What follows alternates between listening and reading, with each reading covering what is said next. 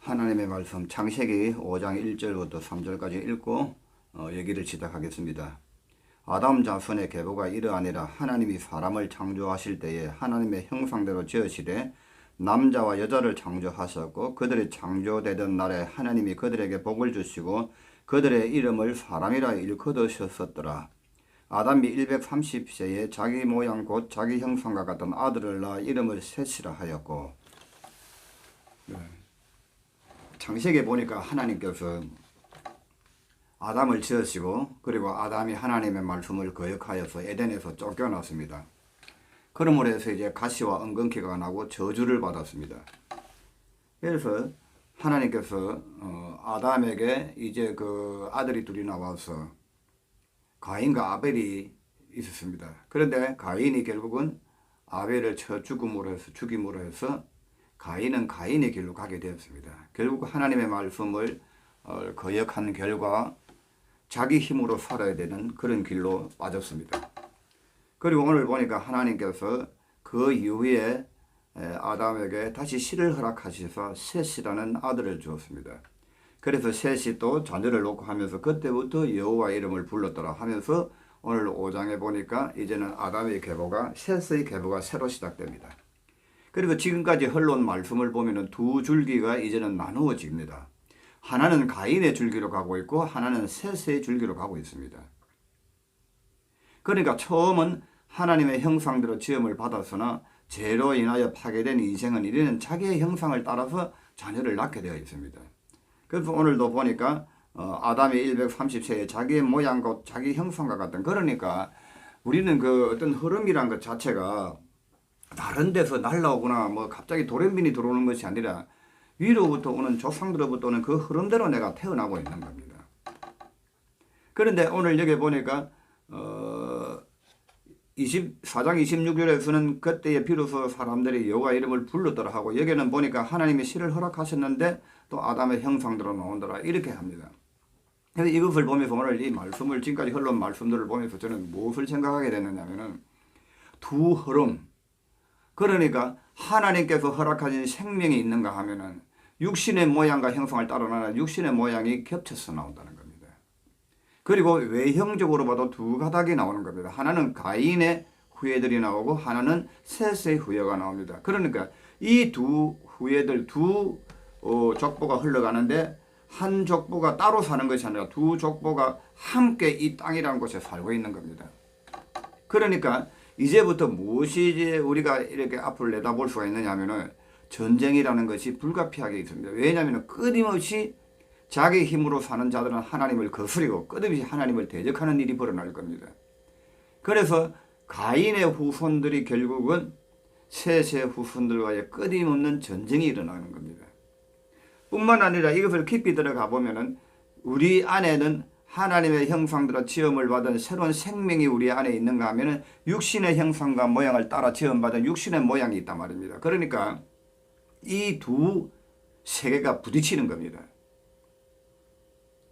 물론 이것은 하나님의 전쟁이고 하나님의 영적 전쟁입니다.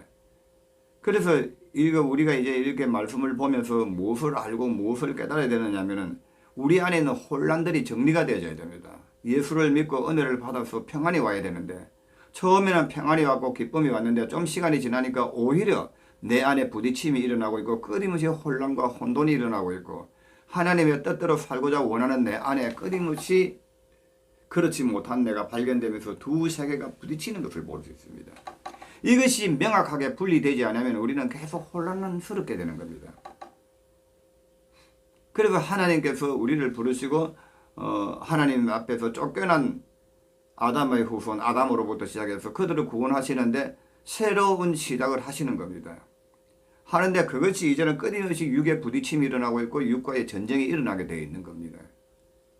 그래서 우리가 이제 말씀을 통해서 우리의 구원이 어떠한 구원인가, 어떻게 구원되어져 가는가를 조금씩 명확하게 알고 나면은 혹 내 안에 부딪힘이 오거나 내 안에 혼란이 와더라도 성령께서 끊임없이 바른 진리의 말씀, 바른 진리의 이런 내용들을 보게 하십니다. 보게 하심으로 해서 거기에서 이기게 나가게 하시고 싸우게 하시고 주님께 맡기게 하시는 성령의 역사가 일어나게 되는 겁니다. 그런데 알지 못하면은 우리가 혼란스러운 것입니다. 그래서 이렇게 두 세계가 있음으로 해서 우리가 명확하게 뭘 알 수 있습니까? 하나님의 세계가 있고 어둠의 세계가 있다는 겁니다. 그러니까 가인의 세계는 어둠이 지배하는 세계입니다. 아담으로부터 난 셋으로부터 난 그 후예들은 하나님의 빛의 자녀들입니다. 거기는 성령이 역사하시고 빛의 다스림을 받는 겁니다. 그런데 이 어둠이라는 것은 끊임없이 하나님의 자녀를 공격해 납니다. 견디지 못합니다. 왜 그러냐면 처음에 우리가 봤듯이 죄라는 것은 그냥 가만히 있지를 않습니다. 죄는 끊임없이 하나님을 대적하는 겁니다. 그러면 하나님의 대적하는 것을 무엇으로 볼 수 있습니까? 보이는 사람으로부터 대적이 일어나고 있는 거 아닙니까? 그러니까 끊임없는 이 세상에서도 믿지 않는 자들은 믿는 자들을 공격하게 되어 있습니다. 그거는 어둠의 어쩔 수 없는 죄의 속성입니다.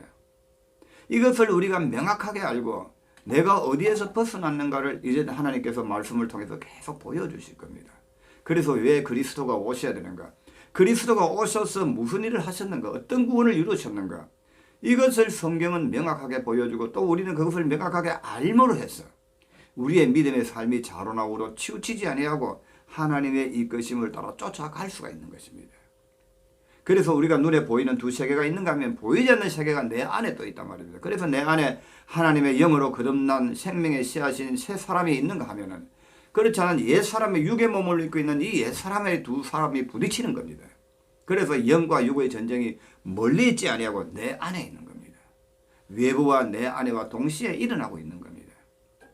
그래서 거기서 하나님께서 나를 구원하셔서 분리시켜주는 작업을 하는 겁니다. 그래서 온전히 하나님께 속한 것은 하나님께로 가고 세상에 속한 것은 세상으로 가야 되는 겁니다. 두 세계가 함께 공존할 수가 없는 겁니다. 함께 공존하지 못하니까 끊임없이 내 안에 화평이 깨떨어지고 끊임없는 전쟁의 고통 속에 살아야 되는 겁니다. 그런데 하나님께서 여기에 들어오셔서 우리를 분리시켜 주셔서 육과 영을 분리시킴으로 해서 비로소 전쟁이 끝나고 하나님께 맡겨지면서 온전한 평화의 상태로 이르러가는 구원을 이루어 가시는 겁니다. 그래서 여기에 대한 더 상세한 내용과 이런 것들은 또 다음 편에 지나가면서 계속 얘기를 해 나가도록 하겠습니다. 감사합니다.